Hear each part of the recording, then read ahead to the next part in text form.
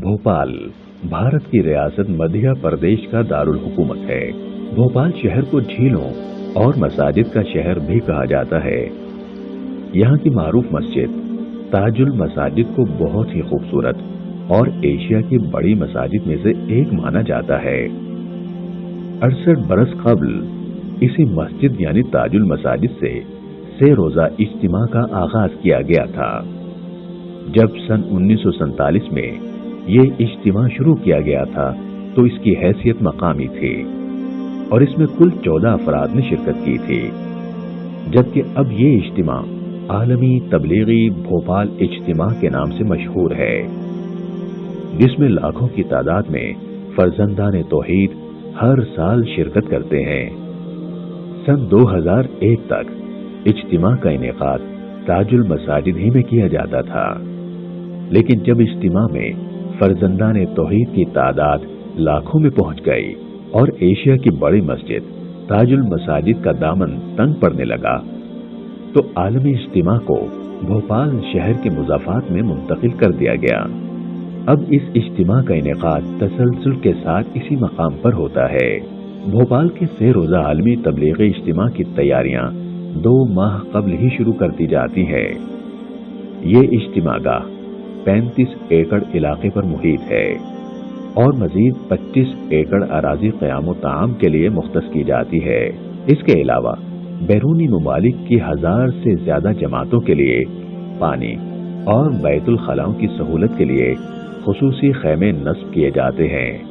आलमी इज्तिमा में दुनिया के मुख्तलिफ ममालिक अमेरिका, रूस, मराकश, श्रीलंका, यमन, मलेशिया, फ्रांस, फिजी, इंडोनेशिया, जनूबी अफ्रीका, घाना और इसके अलावा बहुत से दूसरे ममालिक की जमातें शरीक होती हैं।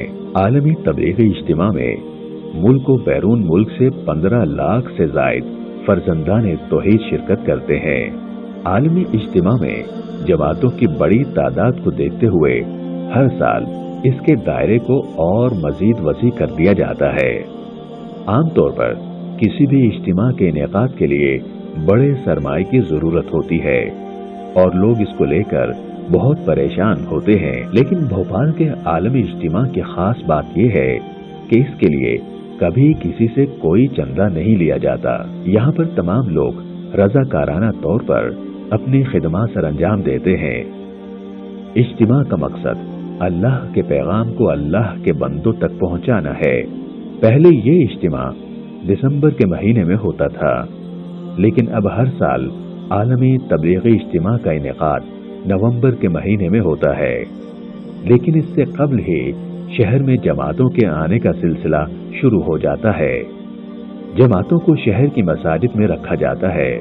यहाँ से उन्हें 25 नवंबर को इज्तिमा गाह मुंतकिल कर दिया जाता है। इज्तिमा का आगाज इतवार के दिन फजर की नमाज से होता है, जिसके बाद बयानात का सिलसिला पीर को जोहर तक जारी रहता है। इज्तिमा का इख्तिताम पीर को इज्तिमाई दुआ के साथ होता है, जबकि इस इज्तिमा में 300 से जायद इज्तिमाई निकाह भी पढ़ाए जाते हैं। इंतजामिया की तरफ से इज्तिमा के दौरान खुसूसी इंतजामात किए जाते हैं और सिक्योरिटी के लिए तकरीबन 1000 पुलिस एहलकारों को लगाया जाता है। इसके साथ ही इज्तिमा की साइट पर 30 एकड़ से ज्यादा इलाके में जहां खैमे लगाए जाते हैं, वहीं 40 एकड़ से ज्यादा इलाके में पार्किंग और 50 एकड़ में फूड जोन का बंदोबस्त किया जाता है। भोपाल रेलवे स्टेशन और बस स्टैंड पर जमातों के इस्तकबाल और उनके इज्तिमा गाह तक पहुंचने का खास इंतजाम किया जाता है। 5000 रजाकारों के साथ 3000 पुलिस एहलकारों को तैनात किया जाता है।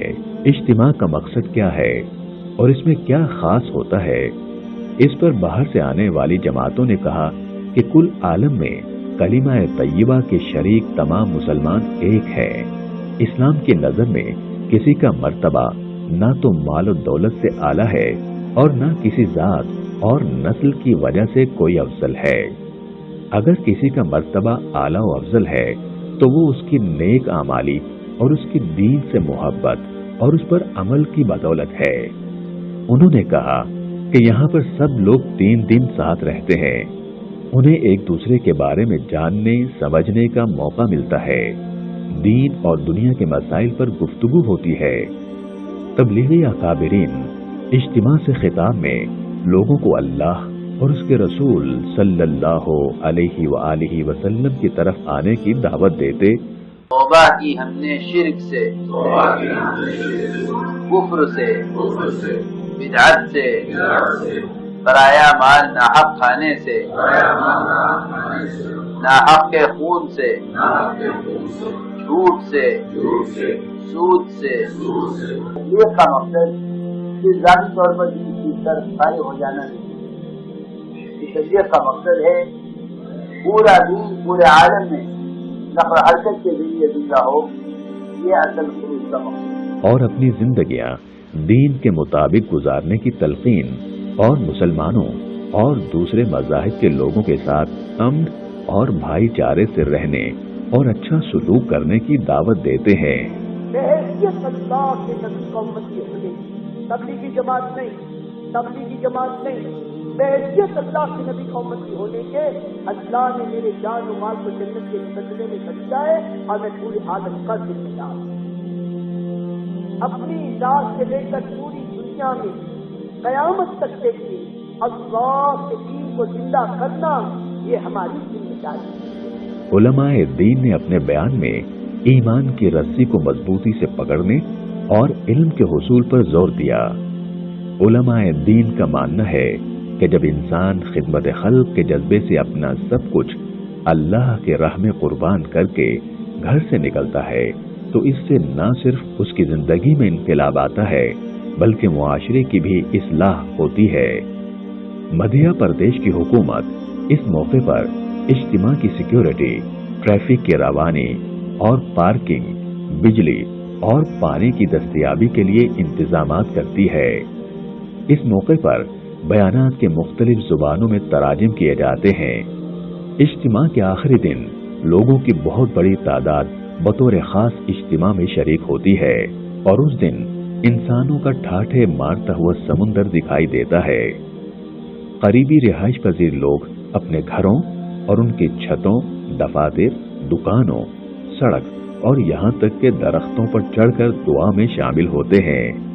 اے اللہ امت کو دعوت محنت کے لیے قبول فرما، یا اللہ ایک فرد امت کو اپنے دین کا داعی بنا دے، یا اللہ امت کے قلوب میں دین کے ملنے کا غم پیدا فرما، اے اللہ امت میں دعوت کی نسبت پر قربانیوں کو زندہ فرما کر، اے اللہ ان قربانیوں کو قبول فرما کر، اے اللہ امت کی ہدایت کے فیصلے فرما، اے اللہ امت کی ہدایت کے فیصلے فرما، یا اللہ ہدایت کی طلب امت کے دلوں میں پیدا فرما، اے اللہ ایک فرد امت کی صلاحیتوں کو اے اللہ کسی کی محنت کے لیے قبول فرما، اے اللہ اس نقل و حرکت کو دائرۃ اسلامیہ کی ہدایت کا ذریعہ بنا دے، اے اللہ ہم تم سے تیرے ایک ایک بندے کے جہنم سے بچ کر جنت کی طرف آنے کی درخواست کرتے ہیں، یا اللہ اس اجتماع کو پورے عالم کے لیے اے اللہ اثر انداز فرما اور اے اللہ پورے عالم میں ہدایت کے پھیلنے کا ذریعہ فرما۔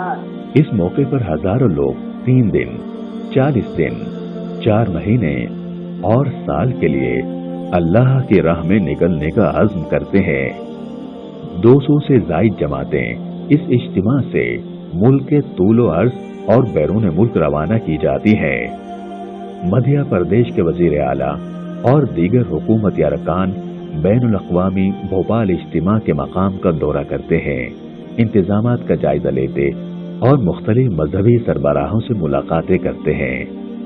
حال ہی میں بھوپال میں واقع سرکاری دفاتر اور اداروں میں کام کرنے والے مسلمانوں کے لیے مدھیہ پردیش کی حکومت نے اجتماع کے آخری روز اجتماعی دعا میں شرکت کرنے کے لیے نصف تعطیل کا اعلان کیا ہے۔ اللہ تعالیٰ سے دعا ہے کہ اللہ تعالیٰ ان داعیان اسلام کی کاوش کو اپنی بارگاہ میں شرف قبولیت عطا فرمائے۔